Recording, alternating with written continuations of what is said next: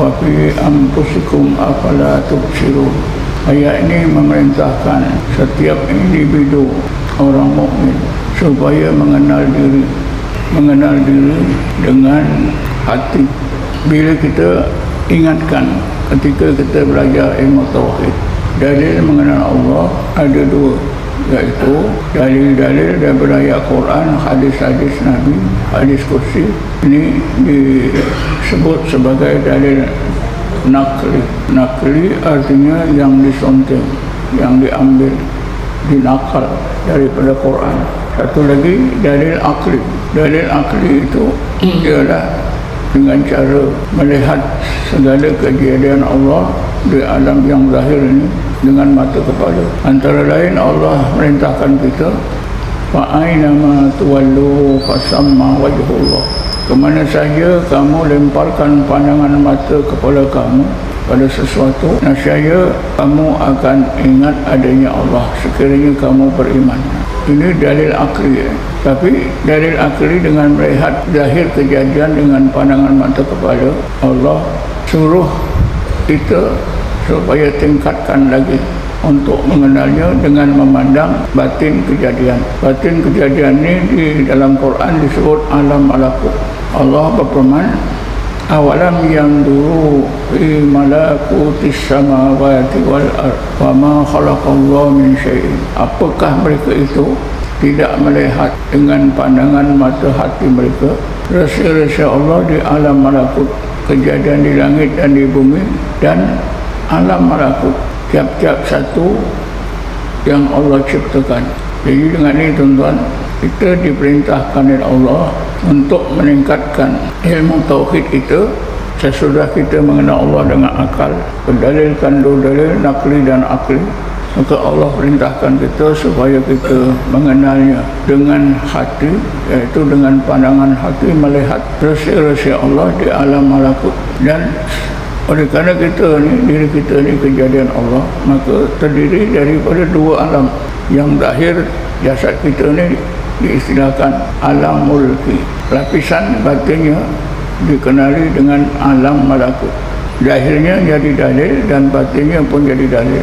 Inilah yang Allah perintah kepada kita, wa fi anfusikum, dan di dalam malakut kejadian diri kamu, afala tubsirun, tidakkah kamu lihat dengan pandangan mata hati atau pandangan roh. Di sinilah kita menghadapi masalah. Macam mana kita nak gunakan pandangan roh kita? Selama ini yang kita gunakan ialah pandangan mata kepala, pandangan mata hati atau pandangan roh itu tak pernah guna.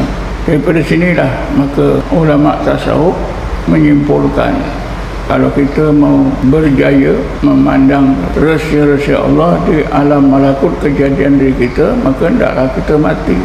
Sebelum mati mereka mengungkapkan mutu qabla an tamutu, hendaklah kamu mati sebelum kamu mati. Ungkapan ini selalu dihubungkan dengan satu lagi ungkapan yang sangat popular, iaitu man arafa nafsahu faqad arafa rabbahu.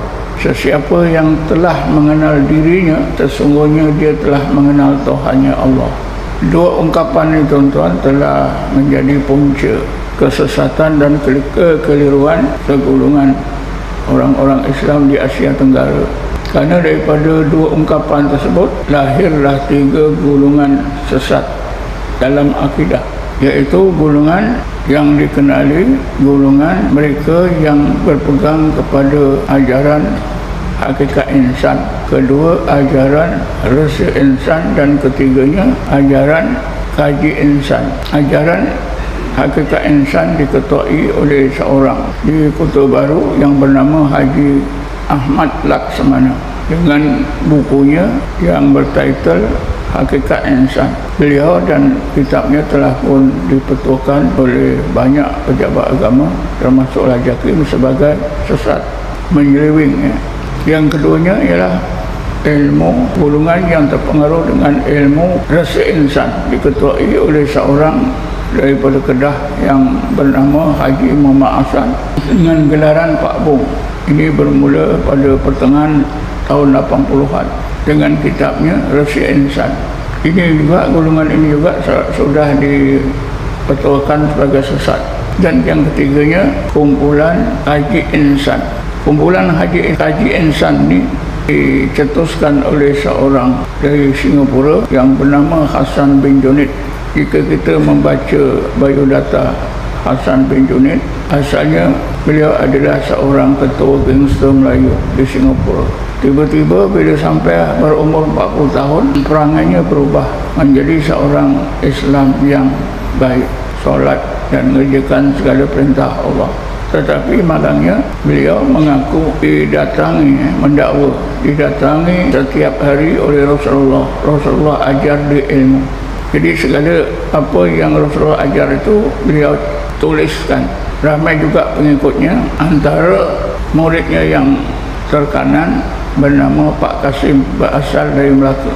Pak Kasim ini salin semula ajaran Hassan bin Junid, lalu diulas, ditambah-tambah dan dihuraikan ikut pandangan beliau. Dan akhirnya Pak Kasim ini berjaya mengembangkan ajaran Hassan bin Junid ini di kampung kita, iaitu di Blok E. Dan sampai sekarang ada baki-bakinya di Blok E sana.